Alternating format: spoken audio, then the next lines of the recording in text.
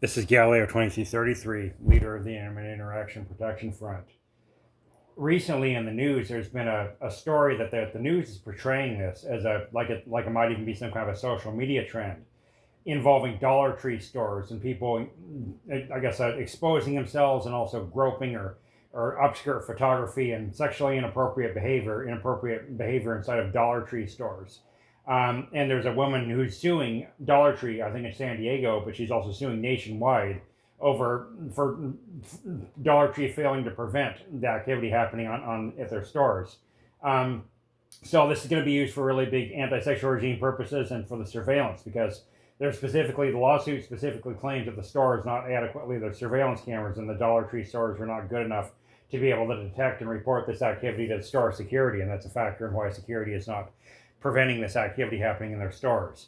So this is going to be used really big for the AI surveillance. Remember that store and retail security, their secondary purpose is to prevent what the state considers inappropriate sexual activity, especially with the Code Adam, all the way dating back to the Code Adam when that was first established. As if an adult is observed acting suspiciously around children, the store can announce a standardized response plan, kind of a lockdown, called the Code Adam, that was standardized all the way back in the 1990s or maybe possibly early 2000s, after the early 1980s or like 1970s, early 1980s abduction and murder of Adam Walsh. It was used for really big anti-pedophile purposes. That's what really made the mainstream media, that really got the mainstream media involved. One of several things that happened in the early 1980s and late 1970s that really got the mainstream media involved in the anti-pedophile agenda. Well, anyway, now there's this trend with Dollar Tree stores. And there's real blurring of the distinction, kind of a nexus of the school security and the retail security. Is that Dollar Tree in particular, of all the national retail store brands, Dollar Tree is where Nicholas Cruz was employed. Nicholas Cruz was a cashier at a Dollar Tree at a time that he shot up the Marjorie Stoneman Douglas High School. I think he had actually been expelled from Marjorie Stoneman Douglas High School the year before. That's a story about Marjorie Stoneman Douglas and how that relates to this store and school security, and how that goes to the the nexus of that. A lot of the retail security and big places where they often have a lot of mass shootings at stores and malls and that kind of stuff is the other place besides schools. And there's a real nexus of the security, the security apparatus and private security. School security, that isn't really private security. There are private schools. There really not much difference between. They're really starting to, the distinction between private security and public law enforcement is really blurring.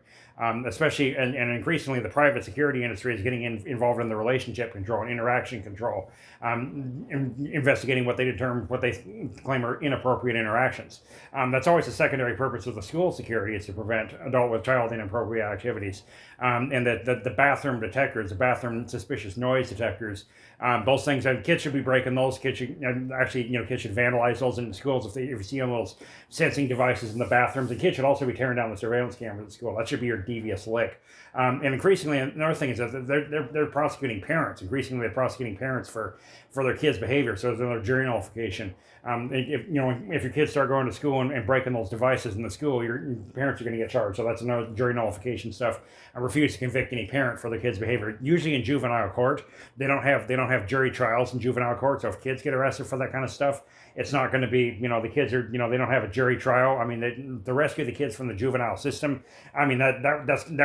That might be a case for a militia, establishing a militia to overthrow the government, and one of their missions would be to rescue the kids out of the juvenile system who have been arrested for that activity.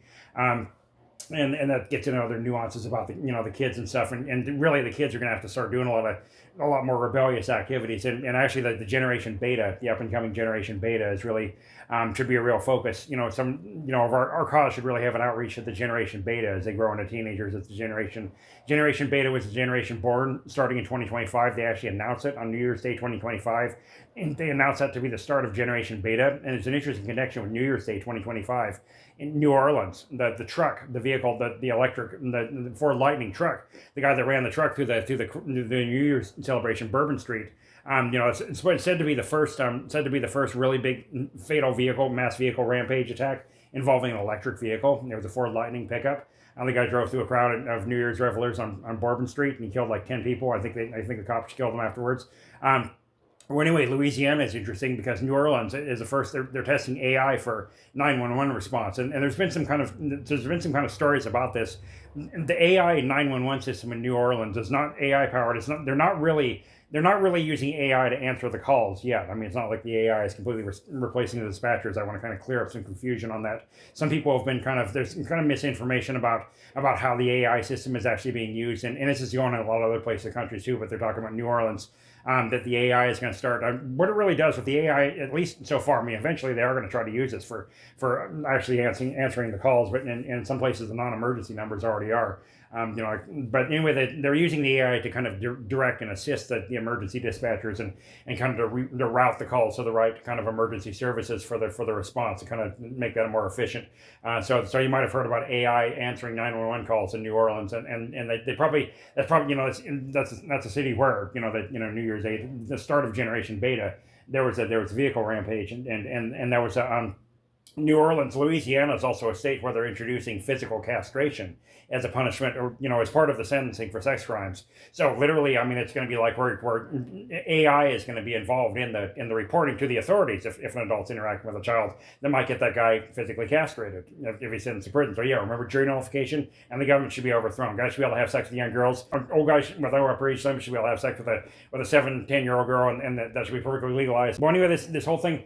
The school security, the Dollar Tree, and this is going to go on at every other store too. I mean, of course, Walmart and Target are going to start introducing this, and a lot of stores already are, and they always use that phrase. They always use kind of a catchphrase.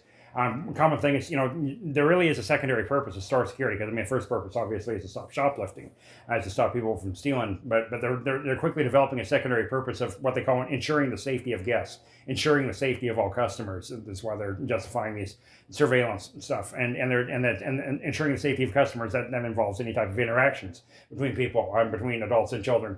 As for the groping and the randomly approaching strangers, that's a sign of guys not being adequately introduced to girls and women. Those guys should be introduced to girls and women to actually have relationships, so they don't have to resort to creeping around and doing stuff and randomly going up and groping stranger women. Those guys, if they're caught, they should be released and priority introduced to a young girl. Another thing about that is, like the Robb Elementary School shooting that happened in 2022.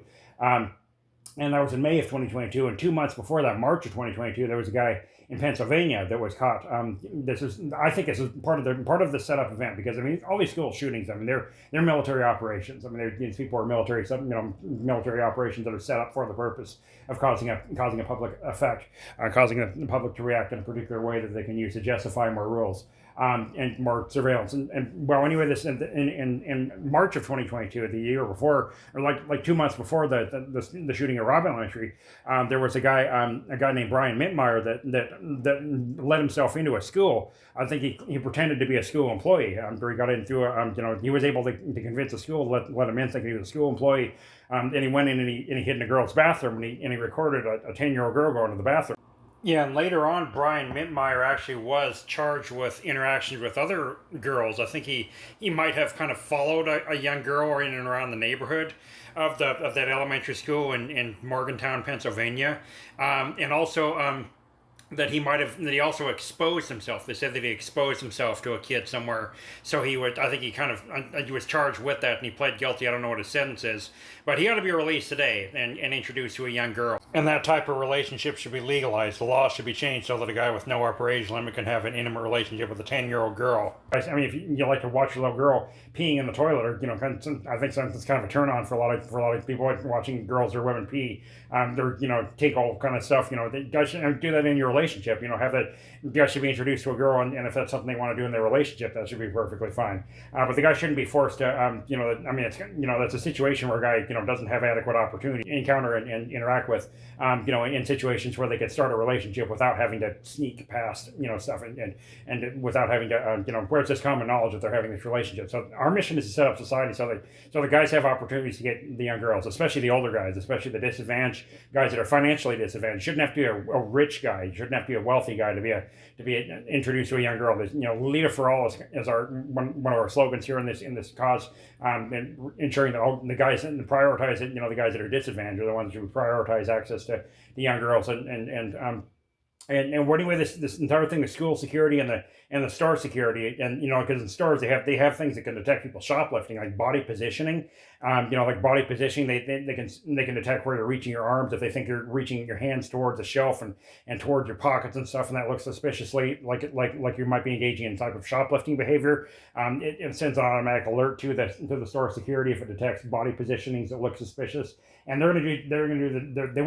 these people they're demanding that the same thing be done with detecting groping behavior or detecting inappropriate touching or obscure photography. And there's another thing about the surveillance, cameras. I mean, using a camera to try to photograph under a woman's skirt. I mean, they're basically, they want to use their surveillance their authorized state approved surveillance to prevent people from being able to use unauthorized surveillance or surveillance that the state doesn't approve, like guys looking under girls' skirts, as a surveillance that the state doesn't approve. So yeah, that guy should be introduced to a young woman, so he doesn't have to kind of sneak around and look at her. I mean, if that's his intimate partner he already has, I mean, you should be able to, have images of her. But the guy should be able to have a relationship with a girl. It shouldn't have to resort to kind of, the random, stranger groping and that kind of stuff. So that's what society should be restructured so the guys actually have opportunities to meet and interact with girls and not be subject to interference or danger or consequences while engaged in that activity.